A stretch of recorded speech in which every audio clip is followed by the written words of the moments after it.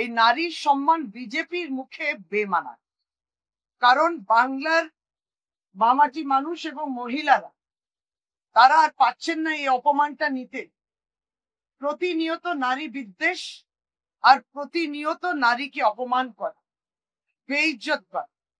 গতকালকে এখানে সন্দেশখালীতে, বসিরহাট লোকসভা কেন্দ্রের অন্তর্গত, বিরোধী দলনেতা শুভেন্দু অধিকারী লক্ষ্মী ভান্ডার নিয়ে বললেন যে মায়েদের উনি রিকোয়েস্ট করছেন, অনুরোধ করছেন যে শাখা সিঁদুরটা বেচে দেবেন না, 500,000 টাকা।